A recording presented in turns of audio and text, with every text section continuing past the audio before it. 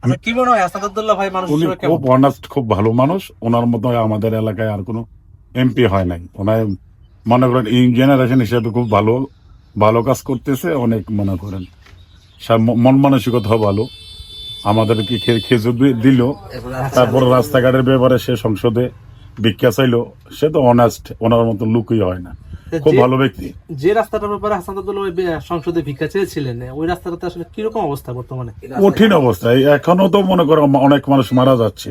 যেরকম মনে কর দেবীদের ফুল গাছের তলে 2টা গাড়ি ওভারটেক করতে পারতেছে না, সিএনজি অটো, খুব বেহাল দশা। গাড়ির পরিমাণ কেমন? বেশি? প্রচুর প্রচুর, যে এই মহাসড়কের মতন ঢাকার মতন এটার সাথে মনে কর যোগাযোগ, কুমিল্লা সিলেট সড়ক, এটার ভিতরে সবচেয়ে বেশি গাড়ি চলে পাথরের গাড়ি। অনেক গাড়িগুলো ক্রেন করতেছে, বড় বড় লরি চলে, নাইডে প্রচুর গাড়ি চলে এখান দিয়ে। মনে কর রাজশাহী, দিনাজপুর, কুষ্টিয়া, সিলেট, নেত্রকোনা, ময়মনসিংহ, এই দিক দিয়ে গাড়ি চলে, অনেক গাড়ির যাতায়াত আছে। হাসানুদ্দৌলা ভাইয়ের এলাকা না, অন্যান্য জায়গায় ওই রাস্তাটা আছে, সকলেরই ভালোভাবে এটা ব্রাহ্মণপাড়া বুড়িচং মিলেই কংসনগর থেকে ওই পার এটা হইলো মনে করো ব্রাহ্মণপাড়া বুড়িচং।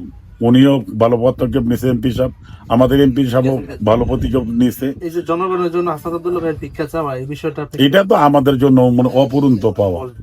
হ্যাঁ, অপূরন্ত পাওয়া, আলহামদুলিল্লাহ। মনে করেন আমাদের যে আগে 2 এমপি ছিল, ওনারা করছে, করে নাই তার কোনো কথা না, কিন্তু এরকম করে নাই, এত অন্তরঙ্গ দেখায় নাই, আর এত বেস্ট কাম করে না। সে মনে করে আমাদের অলি গলি আনাছে কানাছে, সে আইটা দেখে সেটা নিজের উদ্যোগে কাজ করে।